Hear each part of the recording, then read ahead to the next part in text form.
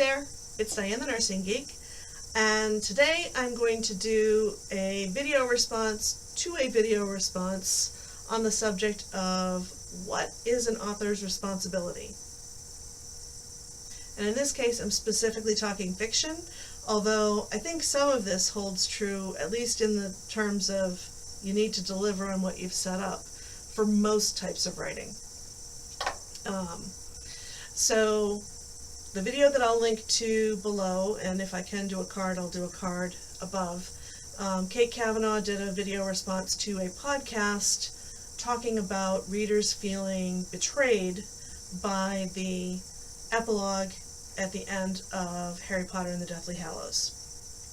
And I actually agree with a lot of the points she made, but with a little different slant, hence this video response.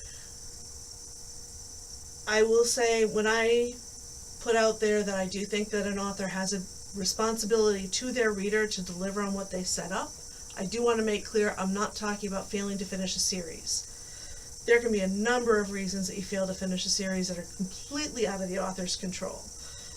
Loss of contract, loss of inspiration, just personal life events.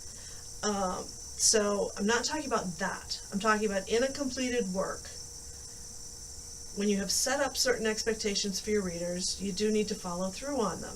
Otherwise, you're going to have some very annoyed, disappointed readers who are probably not going to come back for more.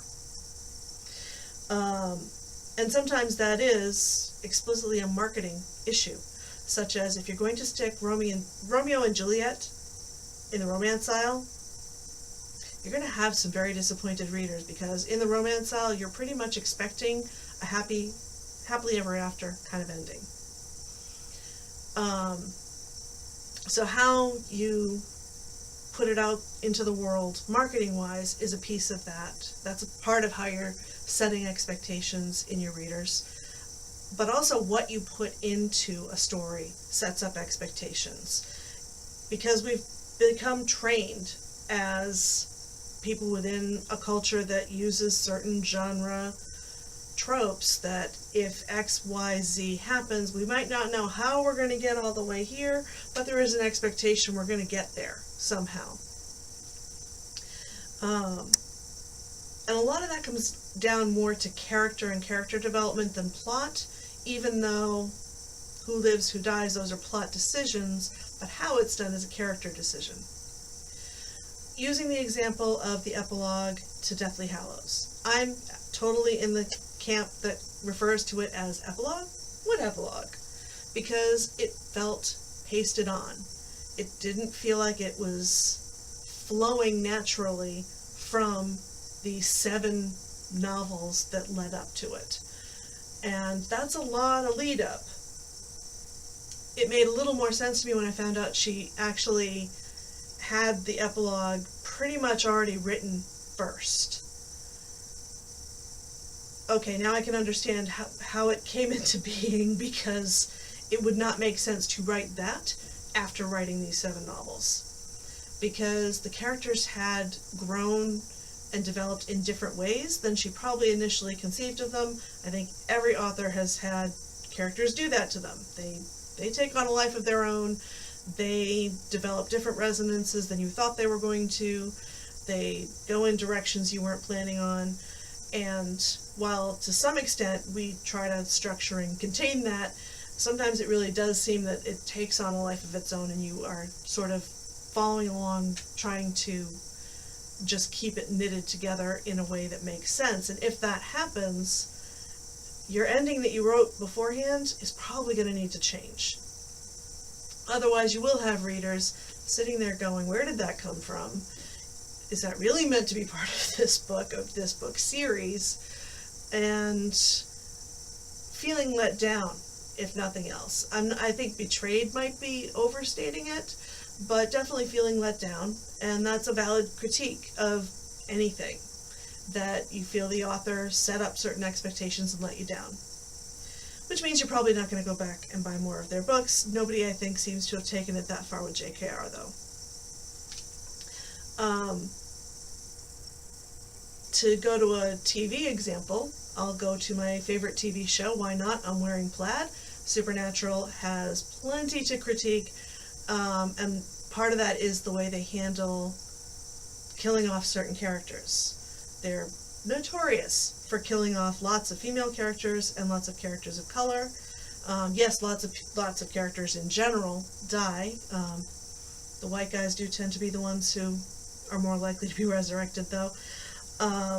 So that is just a general critique, and that's part of the responsibility of writing within a societal context in which you don't want to be contributing, albeit I'm sure unintentionally, to a depersonalization of certain types of characters, certain types of people, through the way you treat certain types of characters. That's just something to be mindful of. And that, I do think, is probably its own other video on authorial responsibility. I'm going to talk about specific delivering on what you set up in terms of one particular character that was killed off actually 3 years ago, and she had been introduced in the 7th season of the show. And an important part of her introduction, it's not the first thing we see of her, but it is the first thing people tend to think of when they think of the introduction of Charlie Bradbury, is her dancing up the glass elevator with headphones on. Yes, that's relevant. It's not exactly Chekhov's gun, but it is something that was tied to her character right from the get-go, and was iconically tied to her character. In the episode in which she was killed off, 3 seasons after that, where there's been some development, she's only been in a few episodes in between, she's been in several in that 10th season, though, in which we saw that she wasn't the scared little mouse she had been in that first episode, where, yeah, she definitely found the courage to do what she needed to do, but she was also like, yeah, lose my number, I never want to see you people again, keep me out of this stuff.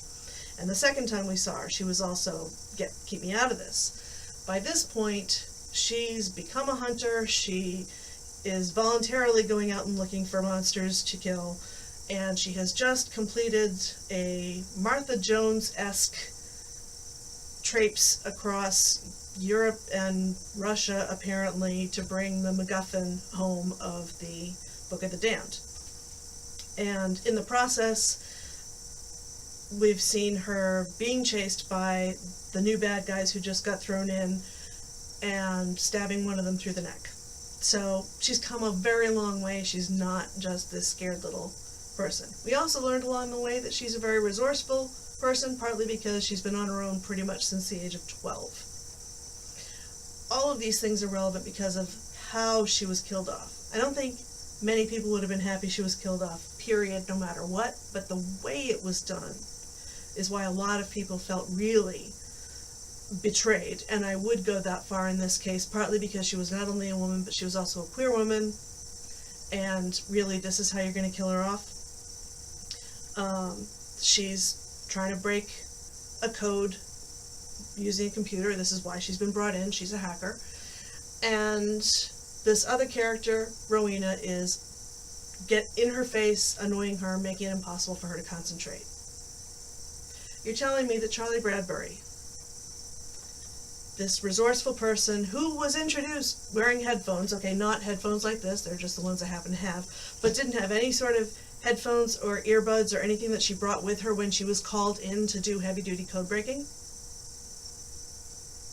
So her only answer to dealing with this annoyance is to leave a securely guarded place and go put herself in a completely traceable motel room, only to be killed off in the bathroom where there was a window visible that she could have climbed out of to escape.